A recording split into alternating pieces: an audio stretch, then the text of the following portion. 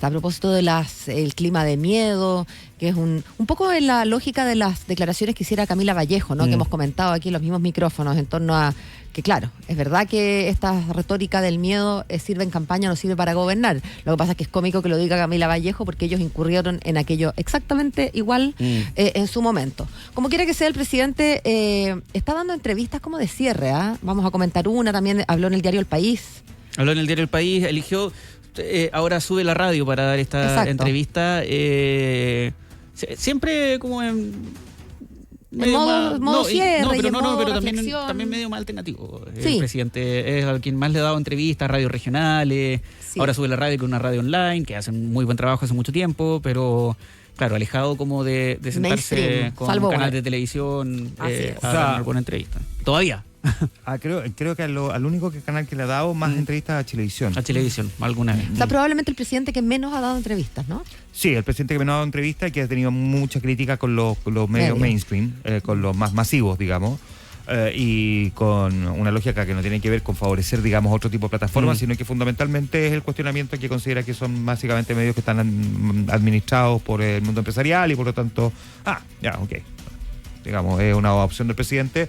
Tendrá que evaluar, yo creo, tiendo a pensar, espero que lo haga, una vez que haya dejado el cargo, si le rindió o no el haberse alejado de la ciudadanía, que consume precisamente sus medios de comunicación. Tal cual. El no haber transmitido más mensajes, el haber permeado más con su discurso y con su legado, porque él está intentando rescatar su legado, y por supuesto que tiene un legado, todos tienen, el no haber participado más activamente en conversar con los medios masivos de consumo.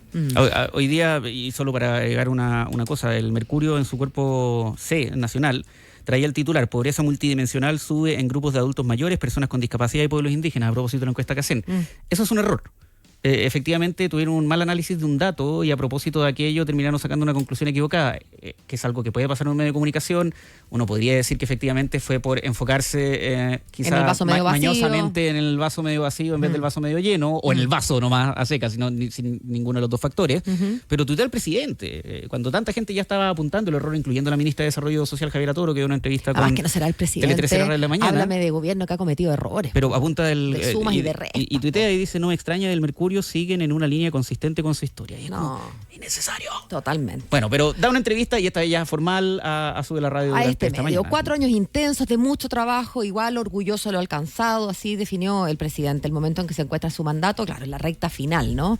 Destacó el hilo conductor del gobierno ha sido la cohesión social. Un poco cuando le preguntan cómo quiere ser recordado, él dice que eso es presuntuoso, que yo no tengo que decir cómo quiero ser recordado, más bien la gente decidirá, pero sí explicitó que el hilo conductor de lo que había sido este gobierno era la cohesión social. Habló de las construcciones, de las 260.000 viviendas, preguntado por lo más dulce, obvio, ¿no? La Violeta, sin lugar a dudas.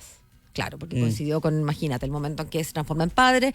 Sobre lo agraz en materia política no quiso apuntar a un episodio, más bien dijo que cuando uno está en política está en posición de ser juzgado permanentemente por el cargo, que está en permanente evaluación, uno tiene que estar siempre disponible a la crítica. Yo he tratado de entender la crítica y escucharla, tratando siempre de tomar la mejor versión posible de las críticas del adversario, pero a veces resulta sencillamente imposible porque hay cuestiones de mala fe o abiertamente mentiras con las que es muy difícil lidiar. Y cuando uno sabe que la otra persona sabe que está mintiendo y aún así hace afirmaciones tan tajantes, eso es muy desagradable.